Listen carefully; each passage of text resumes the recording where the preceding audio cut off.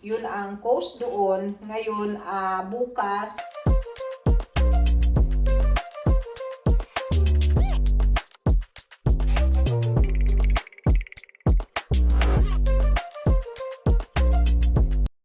The next day. Hello mga kalabs! Magluto tayo ng lasagna. Ayan o, so galing marketing na mo. Punong-puno na naman ang ating lagayan ng ating mga pagkain dahil nagaling tayo ng supermarket. So, aray ko, yung likod natin ay masakit pa din. So, ayan, iharap ko kayo dito sa aking pagluluto ng ating lasagna food. Yan. Luto tayo ng lasagna. Uy, makita nyo ba ako? Yan. Ay, saan ba? Yan. Kulang kung makikita nyo ako kasi mayroong barang... Bakit mayroong mayroong... Ano kasi yung ilaw, yung nag-aano kasi yung ilaw. Tingnan nyo, nagdidilim siya pag nag-aano sa ilaw. Ayan, so magluluto tayo ngayon ng lasagna mga kalabs. Ayan. Putol man ulo ko ba? Ayan, so kailangan pa rin natin ng higher na na tawag nito, selfie, So mayroon na tayong sibuyas dito, then maghihiwa din tayo ng kamatis. Pwede naman natin itong ilayo kunti, yan. At nag-ano na din ako ng yung tawag nitong kasi yung lasagna ko, naglalagay ako ng kamatis na presko talaga. Yun ang nagbibigay ng sarap mga kalabs kong minamahal. Ayan. So, ganito yun ang ating pagluluto ng ating So, magigisa po tayo ng sibuyas. And then, pag nagigisa na kunti yung sibuyas natin, maglalagay tayo ng So, ako po ay mayroong sakit dito sa likod at saka dito sa tuhod. So, medyo ang kilos natin. Pero yung kamay natin nakakakilos. So, ayan, medyo tayo. Kaya, ito ang aking ginagawa ngayon is naghihiwa tayo ng kamatis kasi masarap ang lasagna pag mayroon tayo. So, lalagyan natin ng grind meat siya. Ayan, grind meat yung ilalagay natin.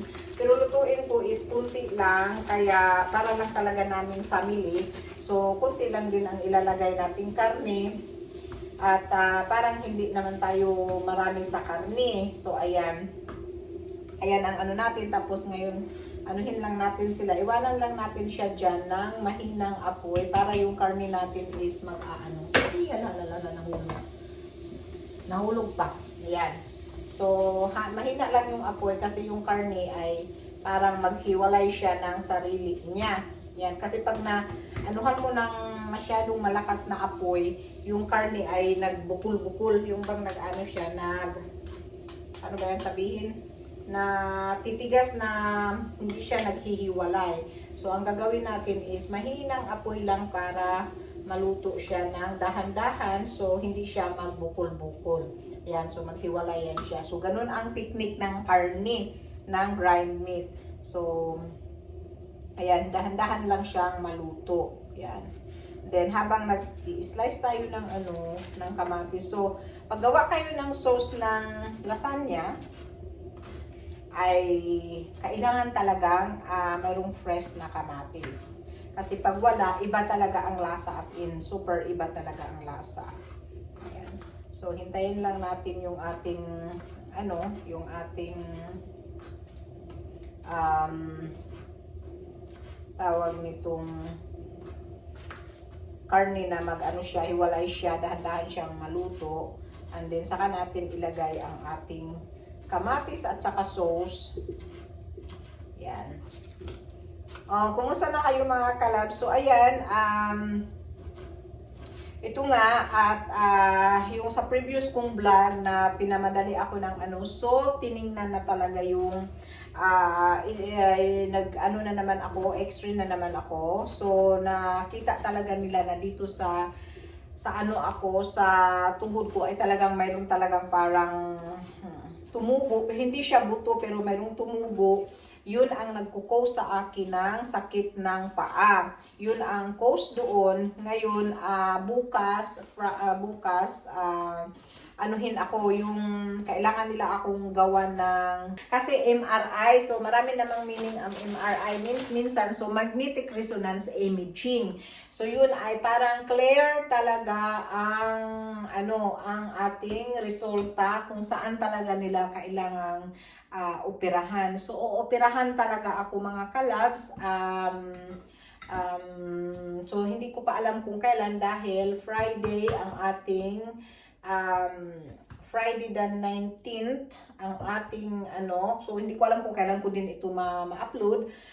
Friday the 19th ang ating MRI, and then sa 23 ang ating orthopedic consultation.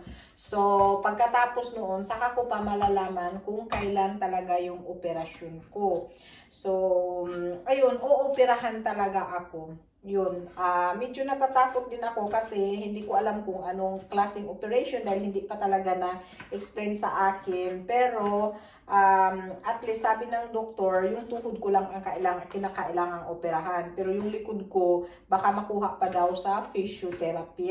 So ngayon, maghintay na lang talaga tayo kung kailan talaga yung, kailan talaga yung, maghintay na lang talaga ako sa result kung ano. So kahapon nagluto ako ng tuna pasta with pasta with tuna. So yan ang niluto ko at ayan. Muna tayo, mag-prepare parang makakain tayo at nag-init na din ako ng tubig kasi alam niyo naman ako mga kalabs, yung aking talagang alam nyo na hindi ako mawawala ng sana yung tiko. Nawala man yung tiko. Dito. Hindi ako nawawala ng tea. Yan. Ay, hindi makaabot yung natin. So, ito yung tiko. Ayan yung tea natin. So, ilagay natin dito. Ano naman yan? Bag naman kaya hindi kailangan Nikukuha pala ako ng nitong tawag nitong ganyan. Kasi lagyan natin ng suka. Yan. Alam niyo ba? At ako'y nakabili ng yung karne natin ay dahan-dahan na siya naluto. So, number 5 ang ilagay natin dyan. And then, kukuha tayo ng ano pa ba yung kukunin ko? Wala na. Yun lang. Suka ang kinuha ko at saka kukuha ako ng kutsara at saka tinidor.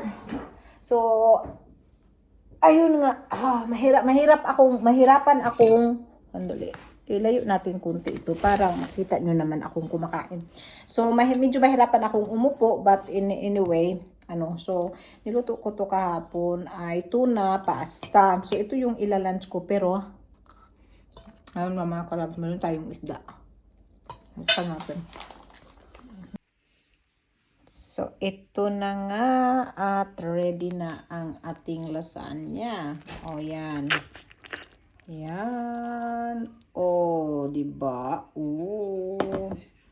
Ayan, kain na po tayo ng lasagna. Masarap yarn. Ayan. O, diba? Super yummy ang ating lasagna.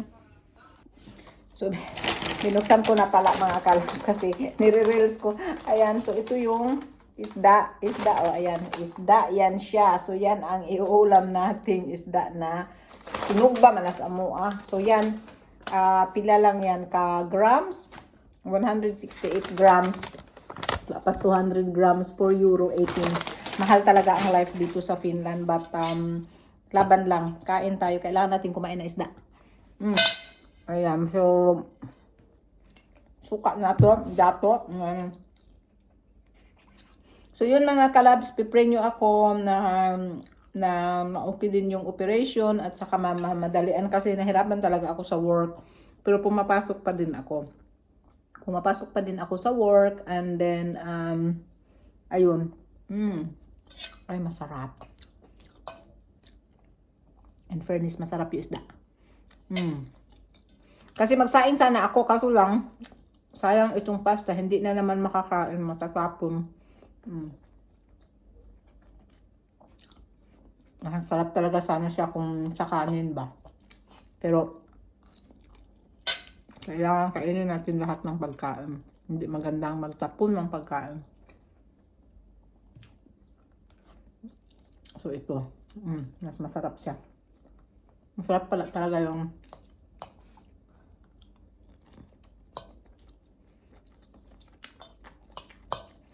tapos yun mga kalabs, yun ang mangyayari sa akin yung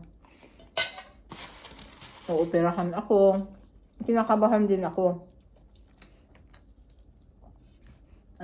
Kung anong magiging resulta ng MRI ano ko rin, iba-vlog ko rin, pero bukas yung MRI ko at saka yung confirm na talaga na operahan ako, pero hindi ko alam maliit, malaki dahil depende nga sa result ng ating MRI. So,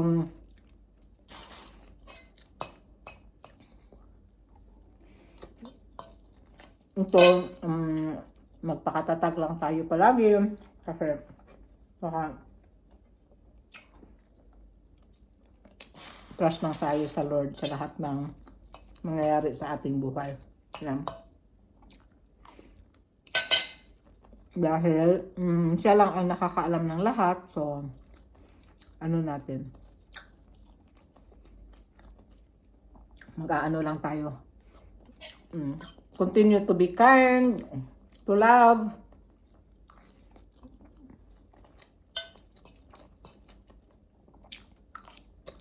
Para peaceful ang life. O, diba? So, yun ang yun ang mangyayari sa akin na pero hindi pa naka-schedule talaga yung operation ko, pero ooperahan ako. Sinabi na ng doktor sa akin kahapon, operahan ako, pero i-clear pa muna sa MRI. So yun ang mangyayari sa akin soon at pagdasal na lang natin na ma-okay lang ang lahat. That is our latest news. Latest update sa ating buhay. Ayan, so nandito ako sa bahay dahil free talaga ako. Pero binigyan ako ng sick leave sa doktor. Pero free 3 days naman. Yung sick leave ko 3 days naman. So, okay lang. Hindi ganong masakit sa trabaho dahil pag naka-sick leave ako na may shift ako, kailangan nila yung lagyan ng yung lagyan ng trabahante. So at least hindi ako wala akong pasok. So yun, ay ang sarap talaga nitong ito. Sarap. As in super sarap siya. Ayan. Tsaka healthy. So yun na mga kalabs, thank you so much for watching and God bless po sa inyong lahat, lalo na kay Lourdes Galela, kay Melba Mendez, Marilyn Cueva, kay Maria Salas, Cherry Solis, ating mga Stefania, yan yung nagko-comment madalas sa aking channel. Pag nagkaluwag ako, magpapaano tayo, papasalamat tayo sa kanila. So maraming salamat talaga sa inyong walang sawang suporta sa aking channel. Kahit kunti lang, at least alam kong nandyan kayo palagi. So I love you all. God bless. Bye!